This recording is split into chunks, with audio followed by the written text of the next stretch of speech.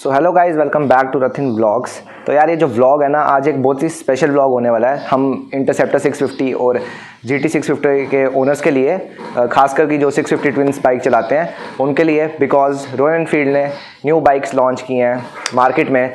But ये अभी जो लॉन्च है ये ओवरसीज़ है, इंडिया में अभी ये जल्दी बाइक्स आएंगी। तो चलिए करते हैं शुरू इन बाइक्स की बातें।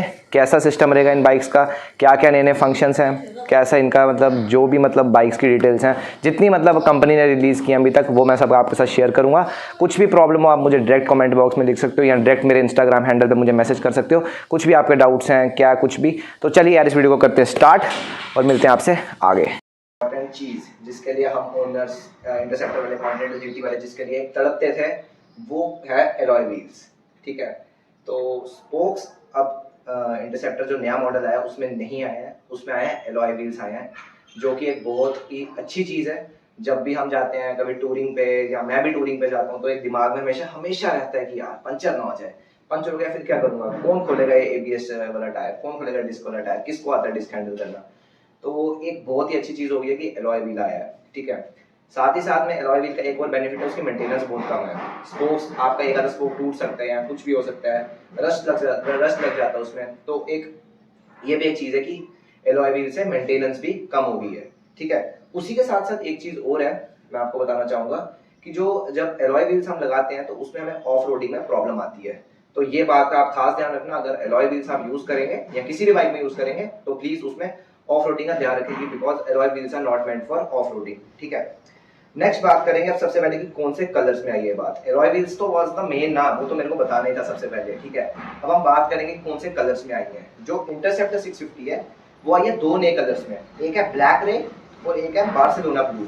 जो जो मैं आपको बताते जाऊंगा उसकी पिक्चर साइड पे यहाँ पे आती जाएगी। जैसे जैसे जो जो पॉइंट बताऊंगा उसकी पिक्चर साइड पे आपको सब कुछ आराम से मिलता जाएगा, सब आपके डाउट्स एकदम क्लियर हो जाएंगे इस वीडियो के एंड तक। ठीक है, इंटरसेप्टर के दो कलर्स आए हैं, एक है ब्लैक रे और बार्सिलोना ब्लू। ठीक है, और GT के दो कलर्स आए हैं, slip stream blue and apex grey. ठीक है, अब ये जो कलर्स हैं ये आपको साइड पे दिख रहे होंगे, काफी ब्यूटीफुल कलर्स हैं, बहुत अच्छे हैं। साथ ही साथ में इन कलर्स का एक और एडवांटेज है कि ये मैट ब्लैक में आए हैं।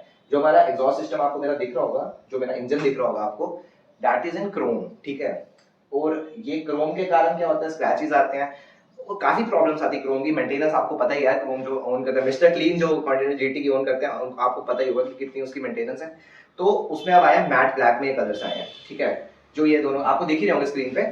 साथ ही साथ में एक और इनकी नई मॉडिफिकेशंस आई है, जैसे हंटर 350 है ना, जो उन्होंने जस्ट कुछ महीने पहले उन्होंने अपनी नई बाइक निकाली हंटर 350, उसके जो स्विच गियर्स है ना, उसकी तरह अब इंटरसेप्टर के वो आएंगे स्विच गियर। जैसे कि उसका जो इग्निशन स्टार्ट है, उसकी पिक्चर भी आपको साइड में दिख रही होगी, जैसे उसका इग्निशन स्टार्ट हो गया, इंडिकेटर हो गया। ठीक है, एक ये पॉइंट हो गया। साथ ही साथ में इंटरसेप्टर 650 और कॉन्टिनेंटल जीटी में अब आपको मिलेगा USB चार्जिंग पोर्ट। जी आपने सही सुना, आपको हंटर 350 की तरह USB चार्जिंग पोर्ट मिलेगा। ठीक है, अब एक और बहुत ही इंपॉर्टेंट चीज, बहुत ही आपकी ये फेवरेट होने वाली है, एलॉय व्हील्स तो थी, अब एक और ये भी फेवरेट होने वाली है। जो हेलोजन लाइट्स है ना, खत्म, अब नहीं आएंगी, अब आएंगी LED लाइट्स। ये साइड में आपको पिक्चर दिख रही होगी LED लाइट्स की। ये LED लाइट्स होंगी बिल्कुल सेम टू सेम मीटियोर 650 की तरह। जैसे मीटियोर 650 में LED लाइट्स आई हैं, सेम टू सेम उसी तरह आपकी LED लाइट्स रहने वाली है। ठीक है, इससे क्या होगा कि विजिबिलिटी बहुत प्यारी होने वाली है। जैसे कि ये वीडियो हम देखते हैं, जब हम हेलोजन लाइट्स यूज करते हैं तो विजिबिलिटी काफी कम रहती है। तो उसी तरह से अगर हम LED लाइट्स लगा रहे हैं तो विजिबिलिटी बहुत अच्छी रहने वाली है। अब कुछ प्रॉब्लम्स की बात करते हैं।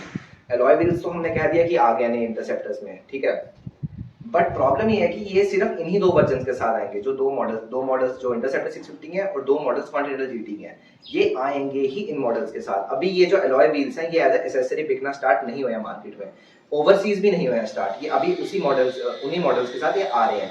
ठीक है, अब हम इन मॉडल्स की अगर ये जो मॉडल्स हैं अभी ओवरसीज ही लॉन्च हुए हैं, इंडिया में मैं आपको कुछ नहीं बोल सकता कि ये कब आएंगे। रॉयल एनफील्ड ने अपनी तरफ से कुछ नहीं बताया कि इंडिया में आएंगे कब आएंगे, बट जल्दी से जल्दी आएंगे ये भी मैं आपको बोल सकता हूँ। ठीक है, उनके बट आने ही हैं, बिकॉज की डिमांड इतनी है ना इनकी। LED लाइट हो गया, एलॉय व्हील हो गया, थोड़ी मॉडिफिकेशन है यहाँ पे, आपको स्विच गियर आपको साइड में सब दिख जाएगा, फोटोज वगैरह आपको दिख जाएगा।